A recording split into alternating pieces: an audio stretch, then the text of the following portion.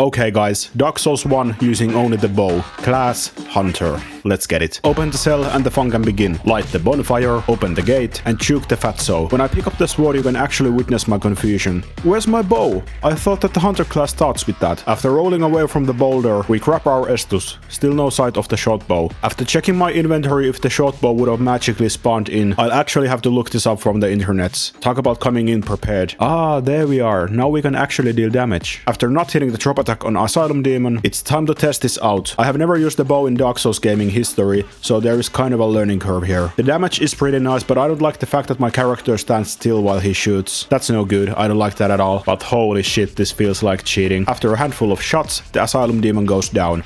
Let's go. We're heading towards File Link. It's preparation time. First we clear out some enemies, penetrate the dark tunnel, and head for Undead Burg. I promise I'm not gonna cheese any bosses, but just for this time, I'm gonna use the soul duplication glitch to get arrows. I'm only gonna do this once, and it's only for to speed up the process. After that questionable incident, we head for Anor Londo ruins. We are here for the Firekeeper soul, the key to the seal, and for the weapon we are gonna use for the whole playthrough. When heading off to the seal, instead of a left, take a right, and you'll find the Composite Bow. The best bow in the game, in my opinion. And while you're here you can lower the water, why not? So as for weapons go, we are set up for the whole game now. The Composite Bow actually scales with strength and dexterity, so in the end game we are gonna do absolutely abysmal damage. You'll see, we'll get there. Also I realized that this Black Knight refuses to enter this tunnel, so with the bow you can cheese the shit out of him. Also after some beautiful dodging, this demon dude can say goodbye as well. I buy some titanite from Andre and get my bow to +3. And also like in most of my challenge runs, Butterfly is getting it first. The actual fight is complete shit, but the 10k souls really comes in handy in the early game. Also with the bow, this fight is just stupid easy. There's basically only one attack you gotta look out for, and it's the magic ball thingy. You know the one. Other than that, just spam R1. See you on the next challenge, Butterfly. Back with Andre, more titanite, more upgrading, and absolutely embarrassing these enemies. Oh, look at that, another Firekeeper soul. Don't mind if I do. Also I turned this armored pig to a pincushion. Thank god for the full stack of arrows. We free the guy for slaughter and fulfill his destiny. No matter the challenge, the Ring of Favor is always a must. It's time to check out how the gargoyles are doing. Yeah, I guess getting the bow and doing some preparation was worth it. So the damage ain't gonna be a problem, but I still gotta look out for the right place to shoot at, since I stand still for a couple of seconds. Or not seconds, but a considerable amount of time. Then I figure out that I'm literally using a bow, so I can just stand back and shoot. As for usual, the second one tries to spam his fire attack, but this time it's no use. 2 level ups, and boom boom goes the first bell. Also heading off to Taurus, it's so satisfying to pick these guys up one at a time. This is just stupid good. After demolishing the Black Knight and shooting this guy 10,000 times to get the Havel Ring, we are off to Taurus. What a poor fellow. He hasn't even taken a single step, but already a quarter of his health is gone. Seriously, you want it uncut how ridiculous this is? Yeah, people have been saying that ranged attacks are easy mode. Now I get it. Now I understand. Praise the sun indeed. Like and subscribe. Next we head off to Lower Undead Burg, and you know why we're here. To watch these goddamn dogs to burn, of course. No, of course we are here for the large ember, and maybe killing the Caping Dragon. I don't know, we'll see. First we gotta deal with Capra Demon and the fucking dogs. After getting stunlocked to Oblivion on the first try, we come back for seconds. This time I actually managed to take out the dogs, so the rest of the fight goes as follows. Key to the depths acquired, so we make our way there. Kill the hobos and their personal chef, and oh brother, here we go. Eventually after sitting on it for 10 minutes, I decided to clear out depths for the longest time ever. I don't normally go here since I have no business here other than the very large ember, and the boss at the end isn't even worth it. While I'm using the bow, why not give it a try? This turned out to be a mistake since I haven't been here for a while and I couldn't find the bonfire, but of course eventually I did.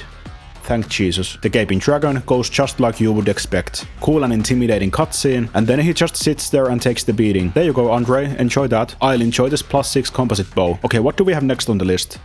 Oh yeah, Blighttown. Also, did you know that you can go here? If you didn't, like and subscribe. While heading to Blighttown we take care of this monster, only because fuck you, that's why. Snipe these guys and take the roller coaster down. It's of course time to handle the Spider Woman. Oh, she's getting sniped so hard. And sniped she was indeed. While shooting at the actual character model you can actually stunlock the whole thing. I didn't know that. That's kinda nice. I roll to her side and give the finishing blow. Shank the second bell and do some target practice. Ceaseless is shit no matter what build you have. The usual recipe, wait out one attack, escape the scene and shoot his arm. Isn't that his arm? Tell me I'm wrong. After some leveling, it's time for Fortress. Flashbacks to my first playthrough. In the Fortress you have two objectives. Get the hell out of here and grab the titanite shards. But of course make sure you die once. Man, this is truly the way I wanted to go. After doing it all over again and grabbing this large titanite shard, we get the happy ending. Now we just gotta shoot this guy to the ball sack 10,000 times and grab his chunk for later. Also, you can murder this guy if you want to. Next up, I hit the parkour jump and go shopping for some shards and arrows. And then we are gonna do something I haven't done in years. I jump down here and grab the Slumbering Dragoncrest ring. The ring makes our footsteps completely silent and it's gonna be so helpful with the next thing we're gonna do. Yeah, buddy. Back to Anor Londo ruins. I still don't know why didn't I do this the first time I was here, but hey, I guess it's better late than never. I squeeze up this tiny stairway and grab the largest of the embers. There you go, Andre. I hope you're happy now. With all the materials I've been gathering, our composite bow hits the teenage years. Iron Golem is up next. Please don't ever change. This fight actually takes way longer than it needs to since I try to be cool and hit the no-scope. Also, witnessing this next scene, yeah, I'm starting to feel some sympathy for this guy. After hitting the shots and Iron Golem hitting the dance moves, I bust his balls and claim the victory. But before heading off to Anor Londo, I go for the Northern Asylum. I'm here to do the necessary trades with Snuggly and face the Asylum demon on steroids. Just be careful not to get slapped to the afterlife. Enough patience and arrows in your pockets, the stray demon finally goes down, and we get what we came here for, the titanite slab. And so we upgrade our bow to plus 15, and that's all the upgrading we are gonna do this playthrough. Okay, time to destroy Anor Londo. The gargoyle gets it first, and I'm resisting not to bust in my pants while I snipe these guys. Being an absolute lunatic, I still hit the speedrun jump. After dealing with the second gargoyle and sniping this behemoth, I confidently march towards the dual black knights. Just stand on the safe spot and have an absolutely epic arrow duel. You wouldn't wanna bungle this and do that all over again. Second try, thank god I pay attention and pull it off. And so we backstep to safety. The basement mimic gets sniped and I get the Havel set for later. I decide to go get the hawk ring behind the blacksmith's fat ass and unfortunately get stuck here for way too long. And shit, of course, no homeward bones. I really don't want to kill this guy. Eventually I'm able to pull out and make my escape. I snipe the rest of the enemies and head for the boss fight. The first phase turned out to be a much harder battle since the little guy keeps jumping around and dodging my arrows. Luckily I'm an expert and he cannot hit me even with the blindside attacks. And the plus 15 bow damage is really nice. Ornstein slides to his death. It's no surprise that the second phase was gonna be the easier one. Since Smough is so slow and fat, you can just spam the attack button. Look, he even jumps back so I can shoot him a little more. But of course, in the end, I have to make it interesting and dramatic.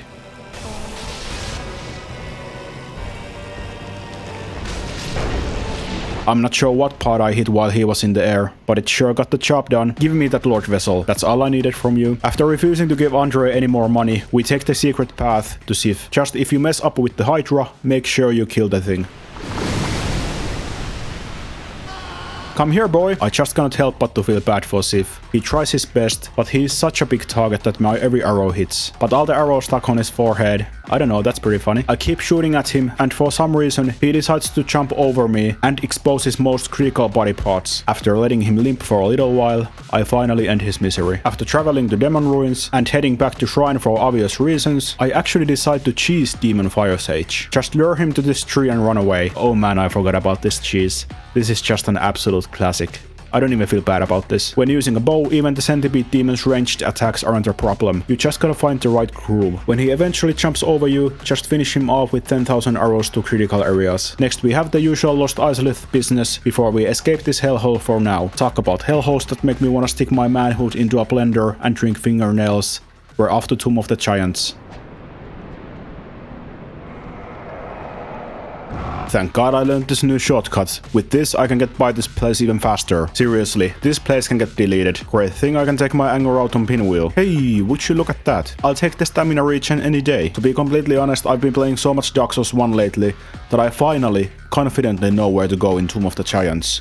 It's a strange feeling. After saying hello to Patches and getting burnt to the afterlife by pinwheels, it's time to reach deep into that arrow pocket. Nito's safe spot is so generous it'll soon be in bankrupt, and the most annoying part of this fight are the skeletons. Even though you can basically just stand next to him and spam your attack, be careful not to get greedy, since he can one-shot you with this one attack. If you follow these instructions, this fight will soon be over. Next up, time for another hellhole. This is literally the first time I enjoy this place since I can actually safe spot the enemies. This place is so great that I actually try an improvised Grand Archives skip. Now I realize I could have just used this time to run past the place legitimately. But this is much more fun. Okay, screw it, I'll do it. But I am gonna run past this place though. I run past the invisible bridge, ready to absolutely embarrass Seath. Are you ready for this? While he stands there like the idiot he is, I destroy the thing, destroy the clown thingy who's always here, run to the other side of the boss room, and oh boy do I enjoy myself here. Watching his health bar drain while he cannot do anything about it.